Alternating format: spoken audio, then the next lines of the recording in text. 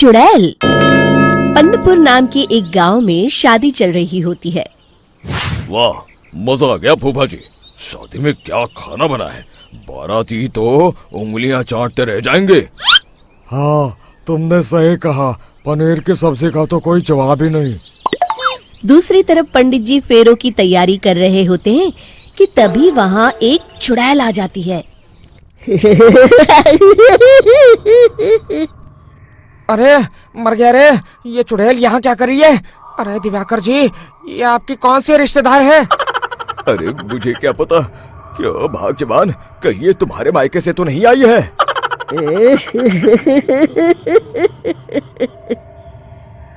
तुम लोगों की इस गांव में बारात लाने की हिम्मत कैसे हुई?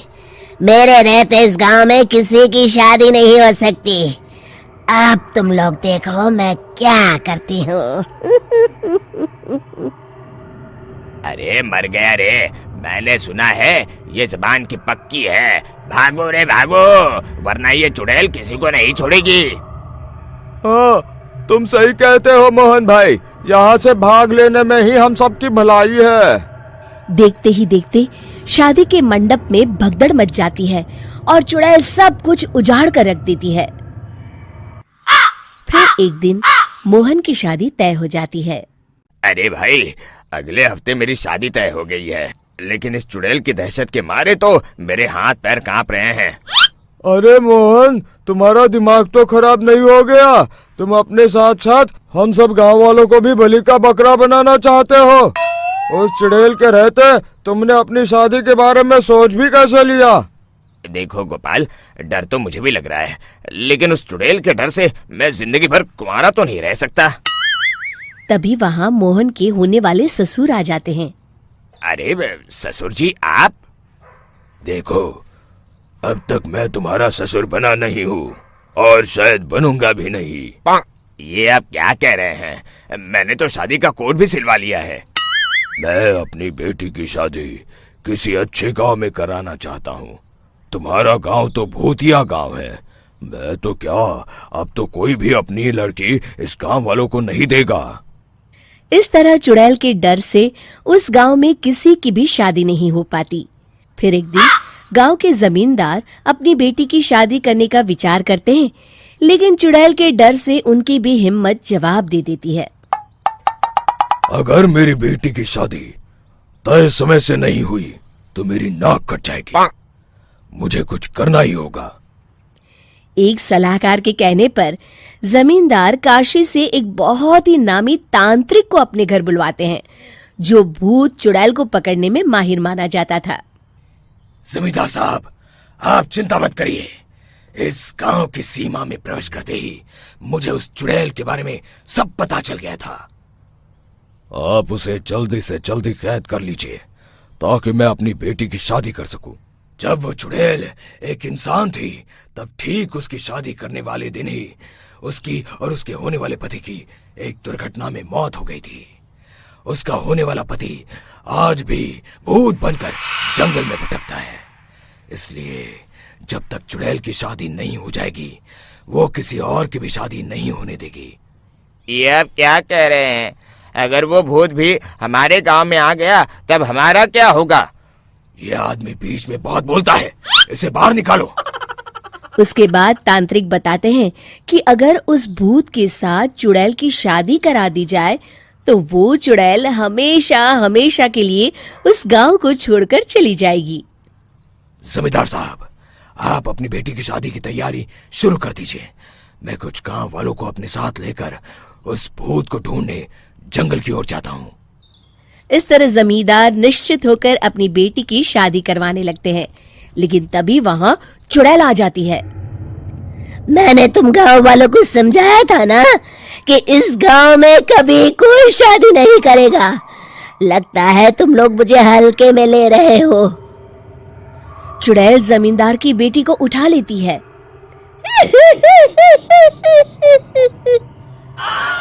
अब देखती हूँ बिना दुल्हन के तुम लोग शादी कैसे करोगे।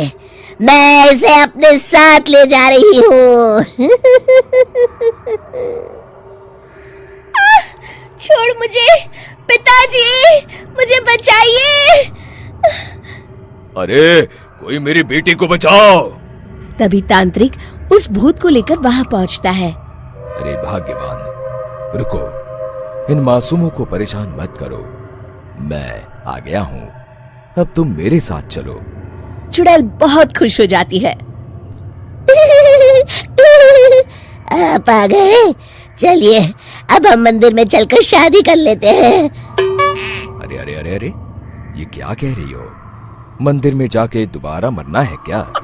चलो, आज से हम जंगल में रहेंगे। चुड़ैल चली गई, अब मेरी शादी हो जाएगी। इस तरह सभी गांव वाले खुशी से झूमने लगते हैं। पोपटलाल पूरे दिल्ली शहर में बड़ी बड़ी डींगे मारने के लिए प्रसिद्ध था। साथ ही वो अव्वल दर्जे का पेटू भी था। उसकी इस आदत के चलते कोई भी आदमी उसे अपने घर भोज पर नहीं बुलाता था। फिर एक दिन पोपटलाल अपनी बहन के घर जाता है, जो दूसरे शहर में रहती थी। अरे पोपटलाल, बड़े दिनों के बाद तुझे मेरी याद आई? माय डियर बहना, तू तो जानती है मैं अपने कारोबार में कितना व्यस्त रहता हूँ। हाँ, तेरी बात भी सही है। अब आया है तो कुछ दिन ठहर के जाना। अरे दीदी, ये भी कोई कहने की बात है? श्यामा देवी पोपटलाल को रहने के लिए एक कमरा दे देती है। अगली सुबह पोपटलाल जोर जोर से गरारे करना शुरू कर देता है। नकुल की पत्नी नींद से जाग जाती है और घबराकर अपने पति नकुल को जगाती है। अरे उठिए, लगता है हमारे घर में कोई जानवर घुस आया है। कैसी अजीब अजीब आवाजें निकाल रहा है, मुझे तो बड़ा डर लग रहा है। अरे कोई जानवर नहीं है भाग्यवान, पोपटलाल मामा जी हैं, अपना गला साफ कर रहे हैं। इतनी सुबह सुबह? अभी तो सिर्फ 4 बजे हैं। मामा जी इसी तरह से जल्दी उठ जाते हैं। अच्छा, ठीक है। नकुल की पत्नी जैसे ही सोने लगती है, और जल्दी नाश्ता भी करते हैं। क्या मतलब? मुझे अभी उठ के उनके लिए चाय नाश्ता बनाना पड़ेगा? हाँ। अरे मर गई रे, अब मेरा क्या होगा? फिर थोड़ी देर के बाद नकुल की पत्नी मामा जी के लिए चाय नाश्ता बनाने में जुट जाती है। अरे भाई वाह, बड़ी अच्छी खुशबू आ रही है। बहू, जो भी बना रही हो फटाफट ले आओ, जोरों की भूख लगी है। हाँ मामा जी, अभी लाती हूँ। देखते ही देखते पोपटलाल सारा नाश्ता चट कर जाता है। बहू, कल से पराठे में देसी घी ज्यादा डालना, आज कुछ मजा नहीं आया। हे भगवान, इसका नाम तो पेटू लाल होना चाहिए था। पूरे 10 लोगों का नाश्ता अकेले हजम करने के बाद भी इन्हें मजा नहीं आया। इस तरह रोज पोपटलाल सुबह सुबह घर के सभी लोगों को नींद से बेवक्त जगा देता था और हमेशा खाने की उल्टी सीधी फरमाइश करते रहता था। देखते ही देखते गुप्ता परिवार की दिनचर्या अस्त व्यस्त हो जाती है। अरे भाई, खाने का असली मजा तो इस घर में है। अरे माँ, ये पोपटलाल मामा यहाँ और कितने दिन रुकेंगे? ये अकेले इतना खाना खा जाते हैं कि आज राशन वाला मुझसे पूछ रहा था कि अरे भाई, क्या आप लोगों ने घर में हाथी पाल लिया है? अरे बेटा, अब घर के मेहमान को कोई सीधे मुंह कैसे निकाल सकता है? माँ जी, अब बर्दाश्त की इंतहा हो गई है। मैं अकेले इतना काम नहीं कर सकती। आखिर मैं भी इंसान हूँ। मैं कल ही अपने मायके चली जाऊंगी। अरे भाग्यवान, हम सबको मुसीबत में अकेला छोड़कर तुम कहाँ जा रही हो? जरा सब्र करो, मैं कुछ सोचता हूँ। अगले दिन एक डॉक्टर साहब उस घर में आते हैं। अरे नकुल बेटा, ये डॉक्टर यहाँ क्यों आया है? अरे मामा जी, माँ की तबीयत बहुत खराब है। तबीयत तो खराब होगी ही, तुम लोग उल्टा सीधा खाना जो खाते रहते हो। देखो नकुल, मैं तुम्हारा फैमिली डॉक्टर हूं। इसलिए आज से मैं जो कहूंगा तुम सबको वही खाना रोज खाना पड़ेगा। आजकल कितनी बीमारियां फैल रही हैं, पता भी है तुम्हें? आज से तुम सब सिर्फ सलाद और करेले का जूस पियोगे, समझे? डॉक्टर अंकल, आप ठीक कहते हैं। पोपटलाल घबरा के अरे क्या खाक ठीक है भांजे? ये डॉक्टर सीधे सीधे हमें घास फूस खाने के लिए कह रहा है। अरे मैं कहता हूँ भगा इस डॉक्टर के बच्चे को यहाँ से। अरे मामा जी, डॉक्टर साहब ठीक ही तो कह रहे हैं। इसी बहाने आपका इतना बड़ा पेट जो बाहर निकला हुआ है वो अंदर हो जाएगा। इस तरह गुप्ता परिवार रोज खाने में सिर्फ सलाद खाना शुरू कर देता है। बेचारे पोपटलाल का बुरा हाल हो जाता है। ये लीजिए मामा जी, ताजा ताजा करेले का जूस। अरे नहीं नहीं बहू, मैं मरने से पहले मरना नहीं चाहता। मुझे तुम लोग माफ करो। यह भेड़ बकरी वाली जिंदगी तुम लोगों को मुबारक हो। मैं तो चला यहां से। पोपटलाल अगले दिन ही घर छोड़कर चला जाता है। क्यों बेटा नकुल, मेरी अदाकारी कैसी थी? मजा आ गया डॉक्टर। आपने तो बॉलीवुड के कलाकारों को भी मात कर दिया। आपको तो ऑस्कर मिलना चाहिए। बेटा ये थोड़ा ज्यादा हो गया। लड्डू एक बहुत ही कंजर्वेटिव फैमिली से ताल्लुक रखने वाली शिखा को लड़के वाले देखने आने वाले होते हैं। पता है शिखा, ये लड़का बहुत ही अच्छा है। अगर ये हाँ बोल देना तो सोच की बन गई तेरी किस्मत। वाह जी वाह, लड़के ने हाँ कर दी तो किस्मत, और ना कर दी तो जाने दोगी ना दोस्तों के साथ ऋषिकेश? बोलो माँ। अरे कुछ तो शर्म कर लड़की, जब देखो तब घूमना। अरे तेरी उम्र में तो मेरे बच्चे हो गए थे। तभी अभी अपने परिवार के साथ आ जाता है। वो शिखा की ओर देखता ही नहीं है, जबकि शिखा उसे घूर रही होती है। अरे शिखा, अभी को घर दिखाओ। अरे नहीं नहीं आंटी। अरे जाओ ना, घर देख कर आओ। शिखा से बात भी कर लेना और समझ भी लो एक दूसरे को। शिखा, जिसे पहले भी कई लड़के देख कर जा चुके थे, उसके लिए ये बड़ी बात नहीं थी। ये टेरेस है, यहाँ से शहर का सबसे अच्छा व्यू दिखता है। मुझे व्यू देखने का बड़ा शौक है। देखो, मैं तुमसे शादी नहीं कर सकता। शिखा अभी की तरफ देखने लगती है। अब मैं किसी और से प्यार करता हूँ। माँ नहीं मान रही है, इसलिए रोज एक लड़की दिखाने ले जाती है। देखो तुम मना कर देना। हेलो मिस्टर आशिक, मैं क्यों मना कर दूं? तुम्हारी प्रॉब्लम है, तुम मना कर दो। और हाँ, थोड़ा जल्दी कर देना, कल मुझे दोस्तों के साथ जाना है कहीं। देखो मैं मना करूंगा तो माँ को शक हो जाएगा। अरे तो मैं क्या करूं? फुकट में टाइम खराब कर दिया। दोनों नीचे आते हैं, जहाँ अभी का मुंह लटका होता है। हाँ बेटा, कैसा लगा घर? माँ, मुझे अभी पसंद नहीं है, मैं इससे शादी नहीं कर सकती हूँ। अरे कैसी बात कर रही हो बेटी? वो ठीक कह रही आंटी, मैं भी इससे शादी नहीं कर सकता। सभी चले जाते हैं। माँ, उसका कहीं और प्यार व्यार चल रहा था, बोला तुम मना कर दो तो मैंने मना कर दिया। झूठ बोल रही है तू। मुझे तो लगता है कि तेरा ही कहीं। तौबा तौबा माँ, कैसी बात कर रही हो? अब जल्दी से मैं चली पैकिंग करने। वहीं अभी के घर उसकी माँ। देखा, उस लड़की ने खुद ही मना कर दिया। अरे मेरी तो किस्मत ही खराब है। जिस लड़की के पीछे तू लगा है वो जानता भी है कैसी है। बेटा वो तेरे साथ तेरे पैसों के लिए है सिर्फ, क्यों समझ नहीं रहा? शिखा जैसी लड़कियां जिस घर की बहू बनेगी उजाला करेगी घर में। लेकिन माँ, रिमी भी अच्छी लड़की है। एक बार मेरे कहने पर मिल तो लो उससे। ले आना कल।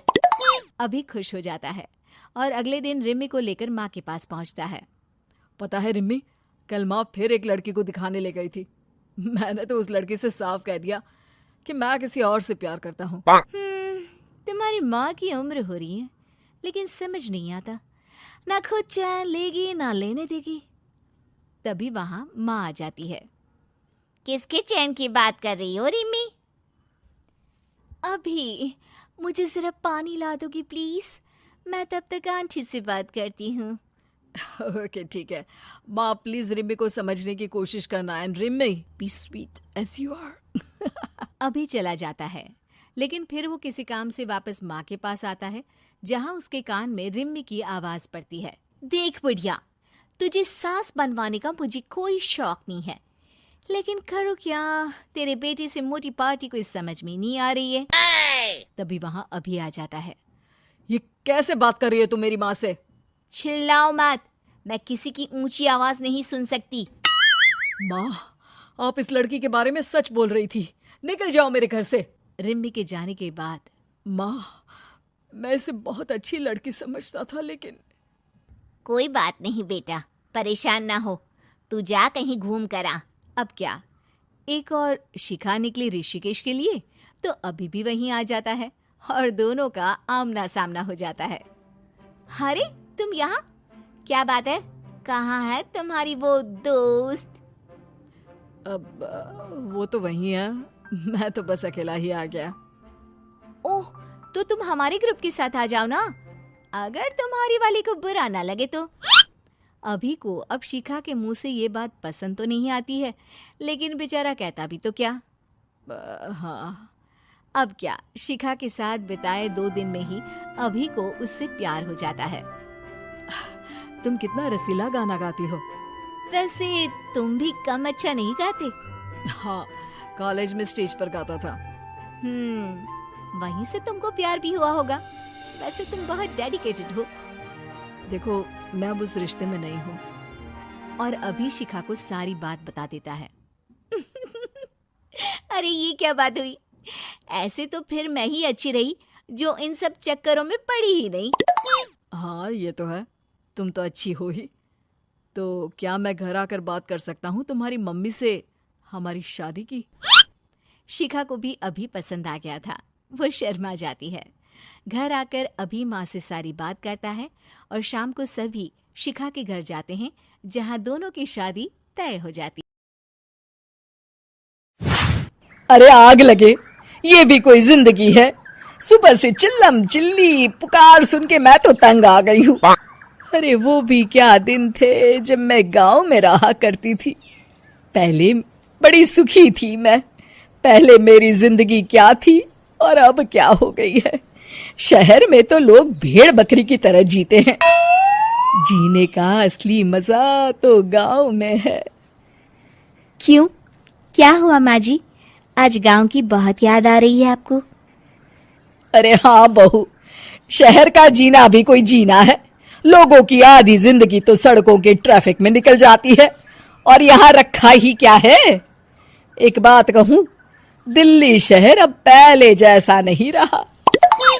क्या माँ, जब देखो गांव के गुणगान गाती रहती हो। ठीक है, इस बार ना बच्चों के कॉलेज की छुट्टियों में हम सब गांव चलेंगे, ठीक है? हाँ, ये ठीक है। फिर कुछ दिनों के बाद सारा परिवार अपने गांव चला जाता है। अरे वाह, कितनी ताजी और साफ हवा है, कितनी शांति है यहाँ। चल बहू, अब बढ़िया सा खाना बना दे, मजे से आंगन में बैठ के खाएंगे। सुशीला गांव का माहौल देख बड़ी खुश होती है। 2 दिन के बाद गांव की कुछ औरतें सुशीला के घर आती हैं। बड़े दिनों के बाद गांव आई है सुशीला। हमें तो लगा कि तू शहर जाके गांव को भूल गई। और बतिया, तेरी बहू कैसी है, जरा मिलवा तो उससे। अरे मेरी बहू तो लाखों में एक है। बड़ी किस्मत वाली हूँ मैं जो मुझे जानकी जैसी बहू मिली है। हमेशा मेरी सेवा में लगी रहती है और आज तक कभी पलटकर जवाब नहीं दिया उसने। सुशीला की बातें सुनकर सभी औरतें हंसने लगती है।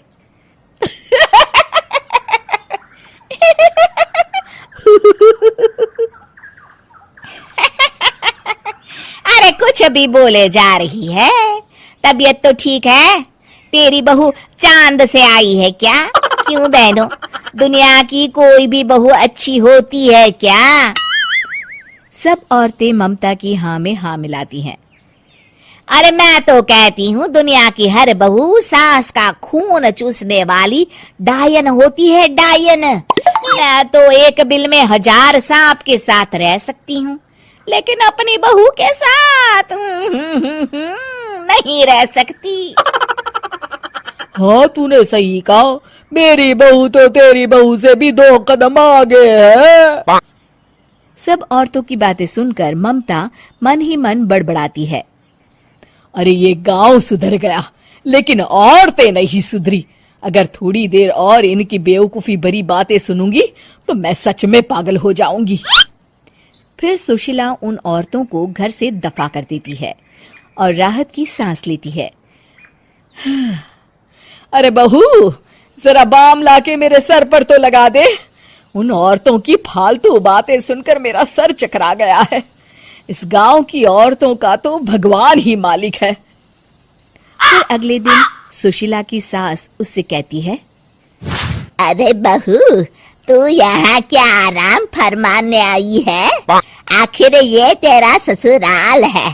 चल चल, घर के कामों में हाथ बटा। शहर में कुछ काम धाम तो करती नहीं है। जरा अपने आप को तो देख, कितनी मोटी हो गई है। सारा दिन घर का काम करने के बाद शाम को सुशीला, हाय मेरी कमर, हाय मेरे पैरों ने तो जवाब दे दिया। आज तो मुझसे मक्खी भी न मारी जाएगी। अरे बहू, जरा आकर मेरे हाथ पैर तो दबा दे। जी माँ जी, अभी आती हूँ। तभी सुशीला की सास जानकी को रोकते हुए कहती है, अरे रुक जा बहू, एक दिन काम करके इसको इसकी नानी याद आ गई। हम लोग तो रोज इतना काम करते हैं, कोई जरूरत नहीं इसके हाथ पैर दबाने की। सुबह तक सब ठीक हो जाएगा। सुशीला अपनी सास की बातें सुनकर हैरान रह जाती है।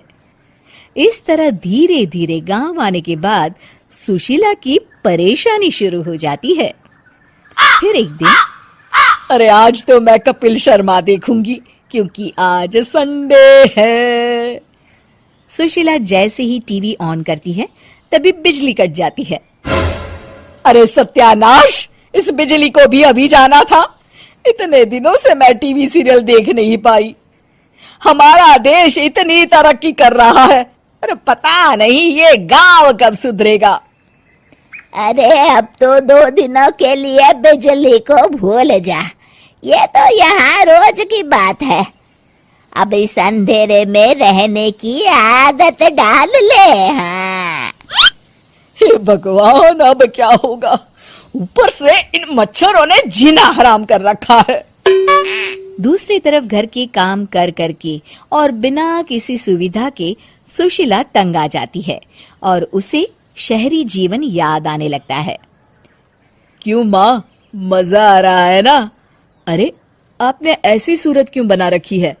मुस्कुराइए, अब हम गांव में हैं। मोहन के साथ जानकी भी अपनी सास की खिंचाई करती है। हाँ हाँ माँ जी, आप ही तो यहाँ की बड़ी तारीफ कर रही थी। फिर अभी तो कुछ ही दिन बीते हैं, वैसे भी अब तो आप यहीं रहने वाली है ना? अरे नहीं नहीं बहू, मैं एक दिन और यहाँ रुकी तो मर जाऊंगी। मुझे शहर ले चलो। क्या दिन थे, कितनी सुखी थी मैं वहां। ठीक है माँ, हम कल ही वापस शहर चले जाएंगे। इस तरह सुशीला शहर आ जाती है और फिर कभी दोबारा गांव जाने की जिद नहीं करती।